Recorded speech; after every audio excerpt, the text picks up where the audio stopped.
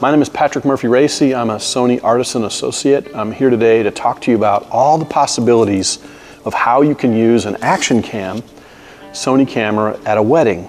I'm primarily a still photographer, but in recent years, more and more people are asking me for video content, and I'm happy to provide it.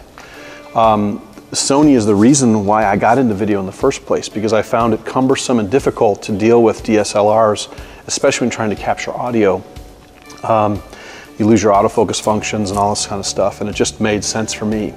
But today, it's all about action cams. The Actioncam is very similar to a GoPro, but different in many ways.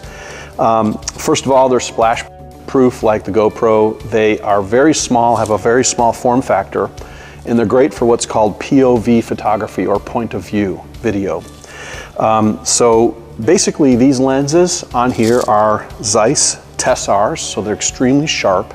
They resolve extremely well.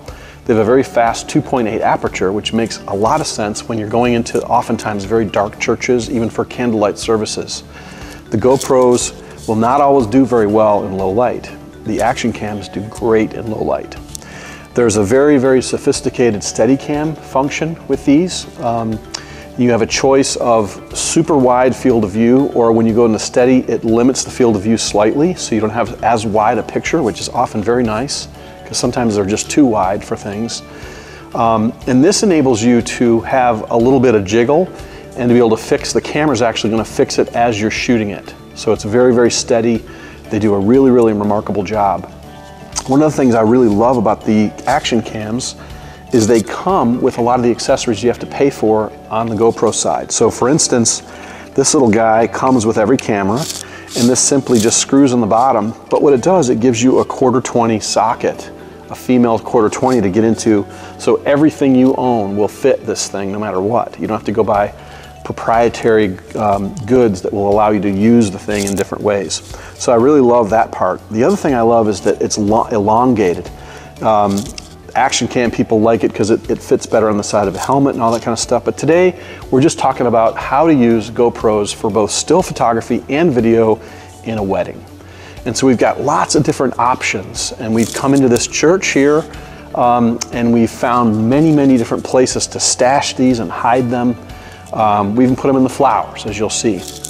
Anyway, so what we're gonna do now is we're gonna go and we're gonna look at all the places where we place these Actioncams to give you some ideas and plant some seeds about how you might do them.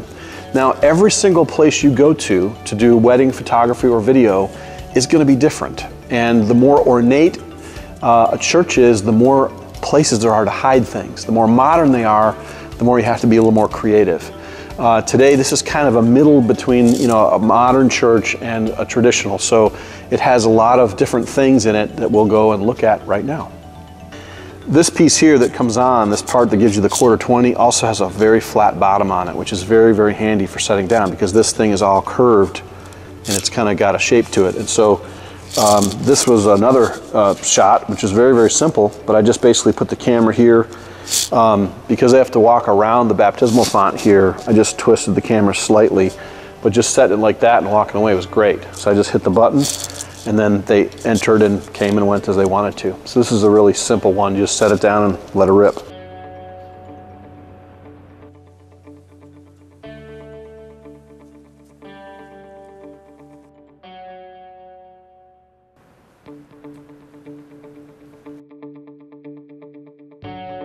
Okay, this is a really inexpensive item. I think I paid $1.99 for this as an add-on from Amazon, but it's just like a miniature tripod with these flexible metal legs. They're very handy for using with Actioncams, because you have your 1/4-20 right there. You can just plug it in, and then it's just a matter of kind of futzing around with it until you can get the legs to cooperate and you can get everything set the way you want. So something like that. So this is a second shot that we did, I believe, and we just wanted the entrance. We wanted the bride coming in. It's snowing out there today, so I wanted a lot of light coming in from outside to show all the white. And this was, again, a real easy shot. The other thing is no one's gonna really see this. It's sitting there, but no one's gonna really see it.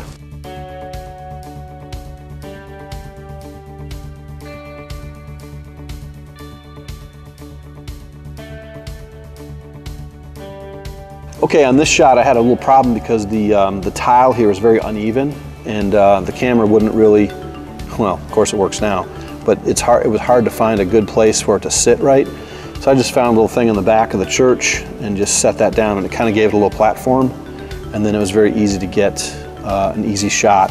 In this one I just centered up on the middle line of the church, right down the center aisle, a place where you obviously can't be when you're shooting a wedding because you'd be in the middle of everything. And I wanted the bride and her dad to come down here and sweep through here, and the camera caught all that. Very simple.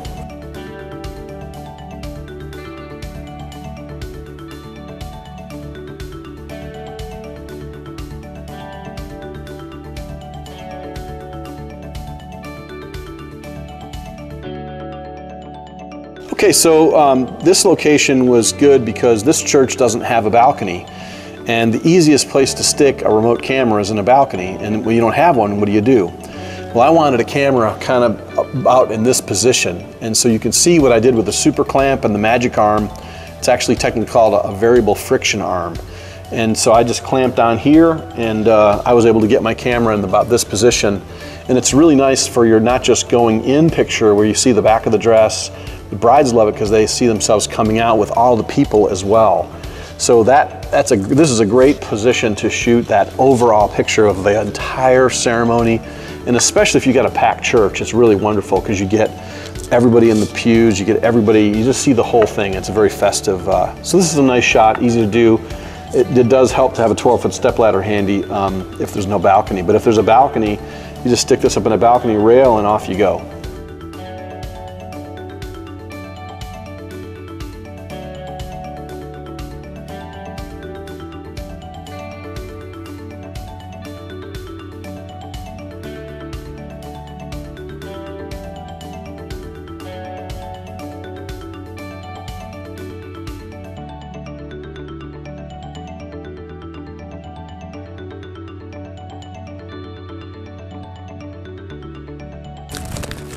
Now I gotta make sure it's level, close to level.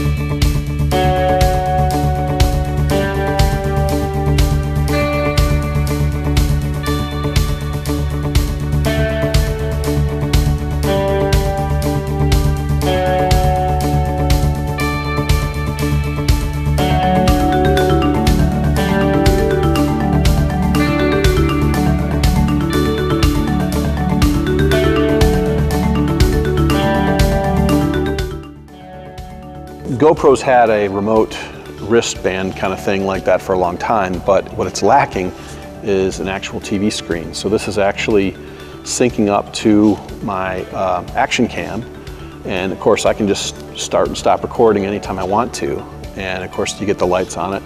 I'm able to change settings and start and stop. I can shoot still pictures whenever I want to just by changing the mode.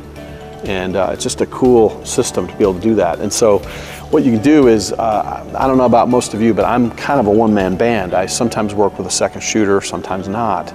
But also because I bring these action cams with me to my weddings, I'm able to be 3 places at once, or 4 places at once, however many cameras you've got.